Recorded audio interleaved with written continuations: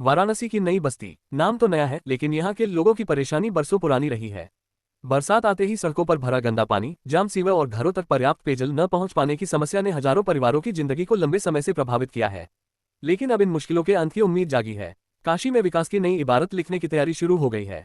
शुक्रवार की सुबह नई बस्ती वार्ड में माहौल कुछ अलग था। वैदिक मंत्रोच्चार के बीच भूमि पूजन हुआ और करीब 104 करोड़ रुपए की लागत वाली उस महत्वाकांक्षी परियोजना की नींव रखी गई, जिसका इंतजार यहाँ के लोग वर्षों से कर रहे थे। महापौर अशोक कुमार तिवारी ने जनप्रतिनिधियों और स्थानीय लोगों की मौजूदगी में इस परियोजना का शुभारंभ किया। क्या है ये पूरी योजना, बता रहे हैं राष्ट्रीय समय न्यूज के ज्ञान सिंह रौतेला। इस योजना के तहत नई बस्ती की तंग गलियों और व्यस्त सड़कों के नीचे करीब 26 किलोमीटर लंबी नई सीवर लाइन बिछाई जाएगी। घर घर सीवर कनेक्शन पहुंचाए जाएंगे और पेयजल व्यवस्था को भी पूरी तरह दुरुस्त किया जाएगा। 27 करोड़ रुपए से अधिक की लागत से बनने वाली नई जलापूर्ति प्रणाली का उद्देश्य सिर्फ पानी पहुंचाना नहीं, बल्कि हर घर तक साफ और पर्याप्त पानी पहुंचाना है।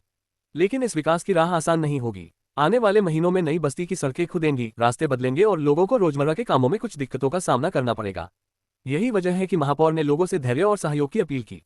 उन्होंने कहा कि यह सुविधा कुछ महीनों की जरूर है, लेकिन इसका फायदा आने वाली कई पीढ़ियों को मिलेगा। महापौर के शब्दों में, 1 साल की यह परेशानी आने वाले 70 से 75 वर्षों तक का समाधान लेकर आएगी। ये सिर्फ पाइपलाइन बिछाने का काम नहीं है, बल्कि उस भरोसे को मजबूत करने की कोशिश है कि काशी का विकास अब केवल योजनाओं तक सीमित नहीं रहेगा, बल्कि जमीन पर भी दिखाई देगा। इस अवसर पर प्रदेश सरकार में मंत्री रविंद्र जायसवाल, क्षेत्रीय पार्षद, भाजपा पदाधिकारी और बड़ी संख्या में स्थानीय नागरिक मौजूद रहे। सभी ने इस परियोजना को नई बस्ती के भविष्य से जोड़ते हुए इसे इलाके के लिए एक नई शुरुआत बताया।